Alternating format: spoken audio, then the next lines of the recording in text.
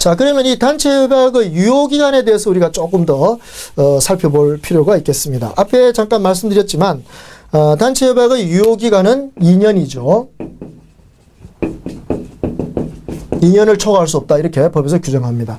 근데 97년 이전의 그 노조법에서는 이렇게만 딱 해놓은 게 아니고 임금에 관한 부분은 임금에 관한 부분은 1년을 초과할 수 없다 이렇게 별도로 되어 있었습니다.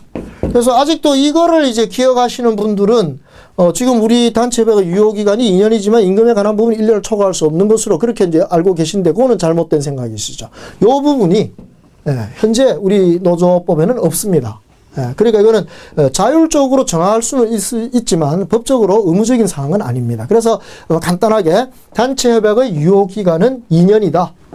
이렇게 기억하시면 되겠습니다. 그런데 이제 어떤 단체협약에서는 단체협약의 유효기간은 본협약의 유효기간은 2년으로 한다. 다만 임금에 관한 부분은 1년으로 한다. 이렇게 규정할 때가 있습니다. 그것은 그 자체 단체 협약에서 정한 효력이지 법적으로 그것이 의무적으로 되어 있지는 않다는 점, 요 점에 오해 없으시기 바랍니다. 그래서 이렇게 되는 거죠. 단체협약 체결해서 전체적으로 2년간의 효력이 있는데 요 중간 1년에 임금 부분의 협약을 다시 한다 이 말이죠.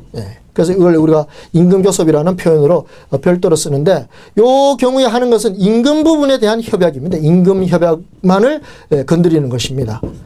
그러니까 엄밀한 의미에서 본다면 본래의 단체 협약은 2년의 유효기간 중에 있기 때문에 이 2년의 유효기간 전체에 평화 의무가 작동하고 있습니다. 평화 의무가 작동하는 이 가운데에서 갑자기 중간에 다시 교섭을 하는 거, 이것을 뭐라고 표현하는가 하면 보충교섭이라는 표현을 씁니다. 보충교섭. 그래서 이 단체협약의 유효기간 중이라 하더라도 2년 중이라 하더라도 특별히 어떤 경제사정의 변화가 있어가지고 교섭을 다시 해야 될 그런 상황이 있을 때 그런 교섭을 요구하는 것, 그래서 그 교섭을 진행하는 걸 보충교섭이라고 합니다. 이거 하는 것은 문제가 없어요. 그래서 교섭 요구하고 거기에 대해서 서로가 교섭하기로 합의한다면 얼마든지 보충교섭할 수 있는데 중요한 점은 요 2년 사이에 평화 의무가 지금 작동하고 있으니까, 즉 쟁의행위를 하지 않아야 될 그 의무가 노조로서는 작동하고 있으니까 보충교섭을 하더라도 그것이 결렬되었을 때 쟁의행위라는 수단으로 나아가게 되면 이것은 평화 의무 위반이 되어가지고 정당한 것을 인정받지 못할 것이라는 겁니다. 그래서 이 점을 우리 노사관계가 그동안에 별로 신경을 쓰지 않았던 것 같아요. 그래서 보통 보면 이 2년 단체협약 만들어 놓고 임금 부분에 대해서 임금협약을 1년으로 해서 다시 여기서 교섭을 할 때 마치 이것이 결렬되면 똑같이 그 쟁의를 할 수 있는 것처럼, 노동쟁의를 할 수 있는 것처럼, 그렇게 진행되다 보니까 어떤 일이 벌어지죠? 매년 노사분규가 일어나는, 매년 노동쟁의가 일어나는 그런 상황이 벌어지는 겁니다. 그래서 제가 볼 때는 우리 법이 이 임금 부분에 대한 1년 초과 금지라는 요 규정이 없어진 이유 자체가 단협의 유효기간을 2년으로 일단 확정 짓고 그 사이 동안에는 서로가 평화를 누릴 수 있도록 하되 보충교섭을 할 필요가 있다 하더라도 그때 결렬된 건 그때 바로 쟁의로 들어갈 수 있는 건 아니고 좀 참았다가 2년에 한 번 정도 교섭이 결렬될 때 쟁의를 할 수 있다는 것으로 해석해야 되지 않겠나 싶습니다. 아직 우리 노사관계에서 제가 지금 설명드린 이런 설명에 대해서는 뭐 깊이 있게 지금 검토들을 안 했기 때문에 이건 앞으로 이 부분이 분명히 좀 이해되고 개선돼야 될 부분이라 생각합니다.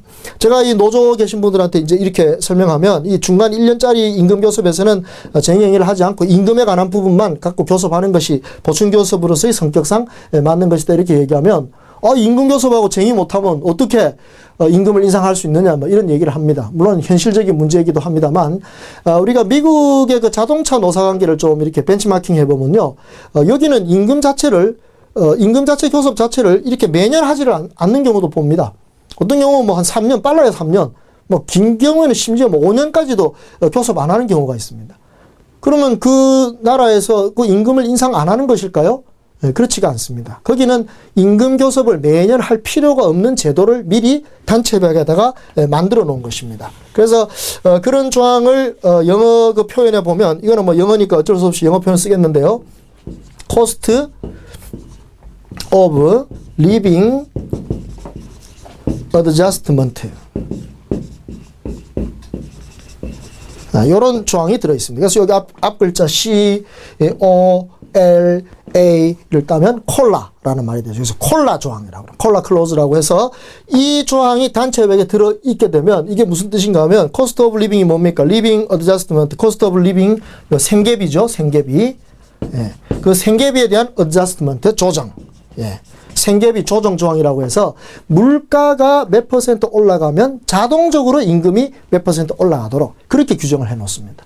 그러면 매년 임금 교섭을 하지 않고도 물가의 통계만 정확해서 그것이 몇 프로 올라갔다는 것만 분명하게 노사가 이해하면 그만큼 저절로 임금이 올라가도록 돼 있으니까 노사가 괜히 긴장해서 교섭을 하거나 또 그것이 결렬에 따라서 쟁의를 하냐 마냐 이런 문제는 생길 필요가 없습니다. 그래서 이 제도는 미국 그 자동차 노사관계에서 아주 중요한 제도이지만 이것을 우리가 한번 잘 검토해 보아서 우리도 적용할 수 있는지 없는지를 한번 생각해 볼 필요는 있다고 봐지는 것입니다. 그래서 지금 당장은 이런 식의 제도를 도입하지 못한다 하더라도 적어도 우리 법에 있는 것처럼 단체협약의 유효기간이 2년이니까 그 2년 동안에는 서로가 좀 평화 의무를 지킬 수 있도록 하는 것이 합리적인 노사관계. 이걸 만들어가는데 좀 중요한 대목이 아니겠는가 싶습니다. 그래서 노조에 계신 분들이 아직 조금 이해를 못하는 부분이긴 하지만 이 임금협약과 단체협약이라고 하는 것이 이것이 각각의 협약이 아니라 실제로 보면 하나의 단체협약 안에서 움직이고 있는 것이라는 그 원리를 좀 잘 기억하신다면 아마 중간 2년 유효 단체협약의 중간 임금협약 때 임금 교섭 때 거기에 노사가 또 여러 가지 마찰이 생기고 쟁의까지 들어가는 이런 좀 잘못된 상황은 조금 우리가 개선할 필요가 있지 않나 하는 것도 생각해 볼 수 있습니다. 그런 점에서 이 단체협약의 유효기간 2년이라는 이 표현이 이 법적 규정이 대단히 중요한 역할을 지금 하고 있고 그것이 결국 노사 간의 평화를 담보하기 위한 평화 의무의 유효기간을 결정하고 있는 그러한 의미가 있다는 점, 이 점을 노사 모두가 좀 알아주시면 좋겠습니다. 자.